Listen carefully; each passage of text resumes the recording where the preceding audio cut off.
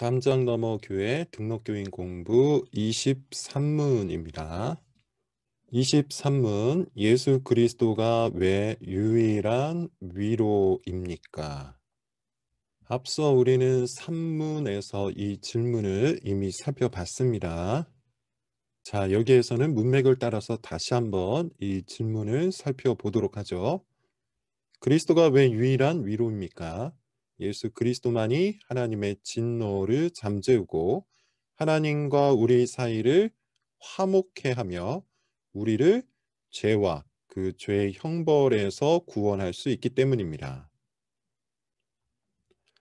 앞선 단락에서 우리는 주로 율법이라는 주제 그리고 죄라는 주제를 공부해 왔죠. 율법에 다양한 용도가 있는데 그 첫 번째 용도가 뭡니까? 죄를 드러내는 것이죠. 율법은 죄를 폭로합니다. 그리고 이 죄로 인한 심판이 있다고 했어요. 우리는 율법 앞에서 무력하고 하나님은 죄에 대해서 무섭게 진노하시고 그 죄에 대한 형벌, 그 죄에 대한 대가, 영원한 심판을 준비하신다. 우리는 이것을 배워왔습니다. 무엇보다 가장 커다란 문제는 뭡니까? 우리가 이 율법 앞에서 무력한 존재라는 것이죠. 그래서 율법에 무력한 우리는 죄를 이길 능력이 없습니다. 의지도 없습니다. 그래서 죄의 결과, 이 땅의 삶과 다가올 삶에서 받는 하나님의 심판을 고스란히 받을 수밖에 없죠. 바로 여기에 우리 인생의 가장 커다란 문제가 있다고 했습니다. 이 땅의 삶과 다가올 삶에서 하나님의 심판을 받게 된다는 점이에요.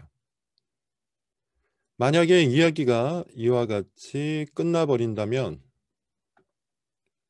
이것이 모든 사람들의 끝이라면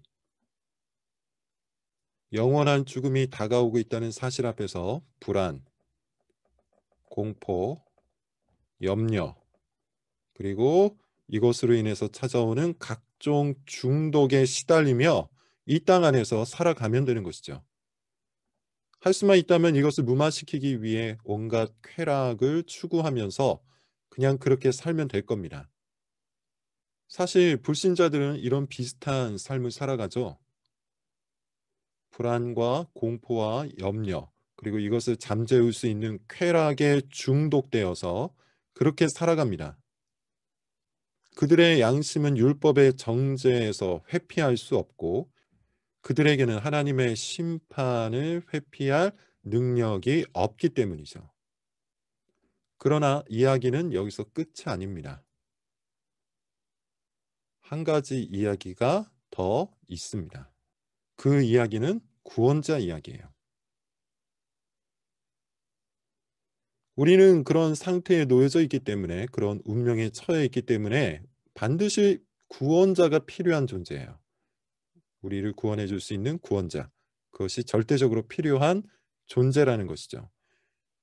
그리고 그 구원자는 견고한 피난처야겠죠. 그리고 영원한 방주여야 할 겁니다. 그래야만 다가오는 하나님의 심판에서 우리를 구해줄 수 있기 때문이죠. 무엇보다 이 구원자는 하나님의 그 무서운 진노를 잠재울 수 있는 그런 분이셔야 돼요. 죄인을 향해 무섭게 진노하시는 하나님의 손길에서 우리를 구원할 수 있을 만한 그런 분이어야 한다는 것이죠. 다시 말해 구원자의 완전한 자격을 갖춘 그런 분이 우리에게 꼭 필요하다는 겁니다. 그분은 또한 이런 분이셔야 돼요. 하나님과 우리 사이를 화목케 할 수 있는 분이어야 합니다. 왜냐하면 우리는 진노의 자녀로 태어났기 때문이에요. 진노의 자녀로 태어났다는 말은 본래 우리가 하나님과 원수지간이라는 것이죠. 앞서 우리가 계속해서 살펴본 것처럼 하나님은 죄 가운데 출생한 우리를 향해 심판을 예비하고 계시고 우리는 하나님을 마음에 두기 싫어하는 자로 평생을 살아가는 존재입니다. 그러므로 구원자는 하나님과 우리 사이에 막힌 담을 허물고 평화를 선언할 수 있는 분이어야 돼요. 마찬가지로 그런 자격을 갖춘 그런 분이 우리의 구원자가 되셔야 한다는 것이죠.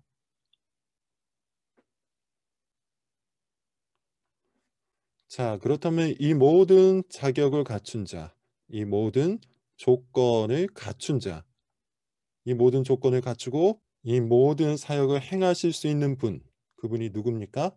하나님과 동등하신 하나님의 아들 예수 그리스도죠. 예수 그리스도만이 이 모든 자격과 조건을 갖춘 유일한 구원자가 되시는 겁니다. 예수 그리스도만이 우리의 유일한 구원자가 되시는 것이죠. 자, 그렇다면 이제 왜 예수 그리스도만이 유일한 구원자가 되시는지, 그분이 어떠한 조건을 갖추었길래 우리의 유일한 구원자가 되시는지 다음 문답부터 살펴보도록 하겠습니다. 수고하셨습니다.